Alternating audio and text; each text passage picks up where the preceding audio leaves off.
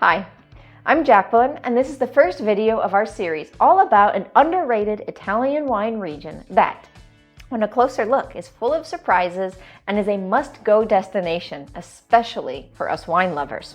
I'm talking about Lake Garda. So let's dive into this. The video, not the lake. Between medieval castles, ancient Roman ruins, stunning landscapes, and crystal clear waters, Lake Garda is one of the go-to destinations for many tourists visiting the north of Italy. It's located halfway between Milan and Venice, or near to Brescia and Verona. And for us wine lovers, it's an area where we can definitely have fun exploring between one glass and another. So where is Lake Garda? Well, it's located in the north of Italy, nestled between the corners of three regions: Lombardy to the west, Veneto to the east, and Trentino Alto Adige to the north. In an area that stretches from the bottom of the Alps down into the flatlands that are called the Pianura Padana. With a surface area of around 370 square kilometers, or over 142 square miles, Lake Garda is the largest lake of Italy. It's also quite deep, with a maximum depth of 346 meters, or over 1,000 feet. The history of Lake Garda and this area spans thousands of years. The lake's formation dates back to the last ice age, when glaciers were responsible for the shaping, and it has been home to humans since prehistoric times. During the Roman era, Lake Garda was called Lacus Benacus. It served as a crucial transportation route and held significant military importance for the empire during the height of its power, and even after the fall. The Germanic tribe of the Longobards took over the region and established their capital in nearby Verona. During the Middle Ages, powerful city-states such as Venice and Verona fought for control over the lake and the surrounding area. The Venetians and the Scaligieros constructed impressive fortifications and castles that still stand today around the lake. These are places such as Scaligero Castle in Malcesine and the Sirmione Castle. In the 19th century, Lake Garda played a crucial role in the Battle of Solferino during the Second Italian War of Independence, fought between the Austrian Empire and the Allied forces of France and Sardinia. In fact, this war was what ultimately led to the unification of Italy under King Vittorio Emanuele II. And later, during World War II, Lake Garda was part of the zones of occupied Italy, and in 1943, it was here that the fascist government established the Salo Republic on the lake's shores as a part of a puppet state. But what can one expect when visiting Lake Garda? Well, to use the words of D.H. Lawrence, he says, "I often lie in bed and watch the sunrise. The lake lies dim and milky. The mountains are dark blue at the back, while over them the sky gushes and glistens with light. At a certain place on the mountain ridge, the light burns gold." Lake Garda has some stunning natural landscapes, from the low, flat lake shoreline to the south, to sheer rocky drops from the mountains on the western shore, and the so-called Monte Baldo mountain chain on the eastern shore. And right smack in the middle, it all leads down to the large lake with crystal clear waters.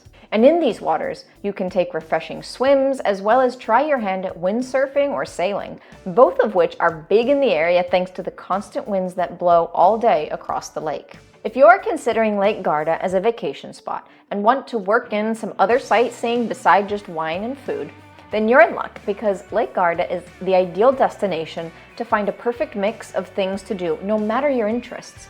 From shopping to history to spas and relaxation, and of course wine and food.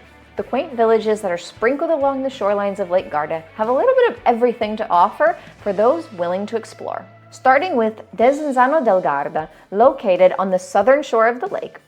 It is considered to be the capital of Lake Garda and is a popular tourist destination thanks to its beautiful lakeside promenade, a picturesque historical center with narrow streets and colorful buildings, and a lively atmosphere with plenty of shops, cafes, and restaurants. Visitors can also explore the ruins of a Roman villa that are still very well preserved to this day. And speaking of Roman villas, it's definitely worth a visit to the famous ruins of the Grotta di Catullo located in Sirmione.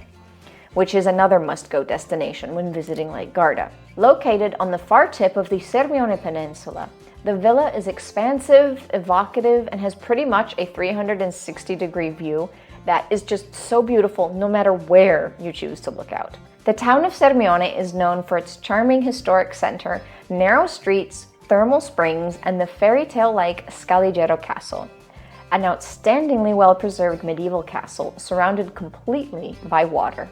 And now, for us wine lovers, we talk about Bardolino.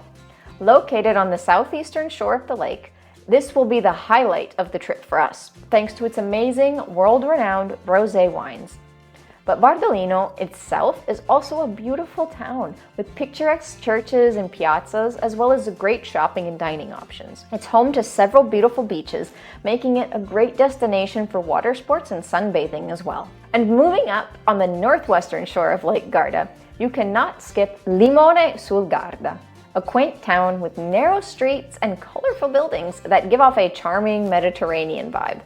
You can take a scenic boat tour to explore the town and its surroundings, or you can hike into the nearby mountains for breathtaking views of the lake. If you're into art and history, you can't miss Salò, a picturesque medieval town famous for being the seat of the Republic of Salò during World War II that was established by the fascist regime under Mussolini. And it's definitely worth seeing if you are a war history buff. As well, in the nearby town of Gardone Riviera, you can find the Vittorale degli Italiani, a complex of buildings, gardens, and monuments that was once home to the Italian poet and writer Gabriele D'Annunzio, and is now a museum dedicated to his life and works. And if you feel a little bit more adventurous and exhilarated, or maybe you're traveling with kids, you should consider spending the day in Gardaland, right outside the beautiful town of Peschiera del Garda. Gardaland is an amusement park that offers a wide range of rides and attractions for visitors of all ages, including roller coaster, water rides, and live shows. Six Flags lovers, this one is for you. Wow, Lake Garda sure sounds amazing. We have been to explore it, and if you would like to see our video about that, let us know in the comments below. In any case, thank you for joining me on this little dive into Lake Garda. In the next videos, we'll go deeper into the wines and the food, so if you're interested in more wine content, make sure to like this video and subscribe, and click the bell icon to be notified when we upload a new video. Thank you very much for watching, and I'll see you with the next glass.